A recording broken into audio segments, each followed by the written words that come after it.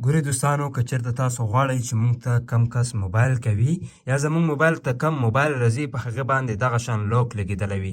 که څوک غلط لوک ورکړي یا چاته ستاسو لوک نه معلوم، هغه به نشي کولی چې ستاسو موبایل اوچت هم کړي. که چېرته بیا تاسو لوک صحیح طریقې سره ورکړئ، نو بیا به دوستانو تاسو کولی شئ چې هغه موبایل چې کم دی اوچت کړئ. نو اوس په دې ویډیو کې بالکل همدا طریقه زده کوو چې موږ ته څوک موبایل کوي، د هغه موبایل کولو باندې موږ تاسو لوک څنګه لګولی شو. بس ویډیو ته راهره ګورئ. په دې ویډیو کې مکمله دا طریقه تاسو ته در زده کوم چې تاسو ته څوک موبایل کوي، په هغه باندې تاسو څنګه لوک لګولی شئ. نو دوستانو، لکه د ویډیو اول کې تاسو وکتلو، که چېرته تاسو هم غواړئ چې موږ ته څوک موبایل راکړي، هغه زموږ بل څوک اوچت نه کړي، نو په دې ویډیو کې دا طریقه زده کولی شئ. ګورئ، لکه ویډیو په اول کې چې تاسو وکتل، څوک چې موږ ته موبایل راکوي هغه به پاسورډ غواړي. کله چې تاسو لوک هغه پاسورډ کولاو کړئ، هغې نه پس به تاسو کولی شئ چې موبایل چې کوم دی ریسیو کړئ. نو که چېرته تاسو هم داسې طریقه د خپل موبایل کې داسې سیټینګ کول غواړئ، داسې لوک ورلګول غواړئ، نو د ویډیو ته راهره وګورئ. د دې لپاره به تاسو یو اپ ډاونلوډ کوئ. د دې لینک به تاسو ته په اولني کمنټ کې هم میلاو شي. کني تاسو پلی سټور کې انکمنګ کال لوک ولیکئ، دا اپ خپل موبایل ته انسټال کړئ او بیا یې اوپن. د اوپن کولو سره دلته کې تاسو نه یو څه نه څه لوډینګ کوي. نو لوډینګ وروسته به تاسو په دې کې یو څه نه څه سیټینګ کوئ دوستانو. نو دوستانو ګورئ، د لوډینګ وروسته تاسو ته که چېرته ایډ راشي، نو په ایډ کلوز بټن باندې کلیک کوئ.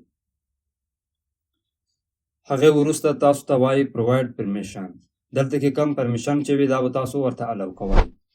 په اولني دې نشان باندې کلیک وکړئ. بیا دلته کې دوستانو په اوکې اپشن کلیک کړئ. هغې وروسته په دې طریقې سره تاسو سیټینګ ته بیایي. په سیټینګ کې د همدې اپلیکیشن په نام کلیک کړئ. بیا دلته کې دوستانو دا بټن آن کړئ. د دې نه وروسته تاسو بیک همدې ایپ ته راشئ. ګورئ، دلته کې په دوهم سور نشان باندې کلیک وکړئ. بیا دوستانو په الاو اپشن کلیک کړئ.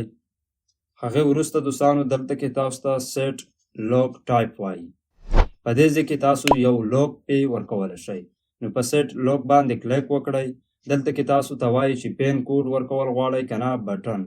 نو تاسو ورته بټن سلیکټ کړئ، یا که تاسو پین کوډ ورکول غواړئ پین سلیکټ کړئ. بیا دوستانو په سیټ پین باندې کلیک وکړئ. په دریم اپشن دلته کې تاسو خپل پین کوډ چې کم لوک ورلګول غواړئ هغه ورکړئ. بیا دوستانو دلته کې نیکسټ اپشن کلیک کړئ. په نیکسټ باندې کلیک کولو سره بیا همغه شان پاسورډ چې کوم دی ورکړئ، په کنفرم کلیک کړئ. اوس دوستانو دلته کې په دې طریقې سره راځي.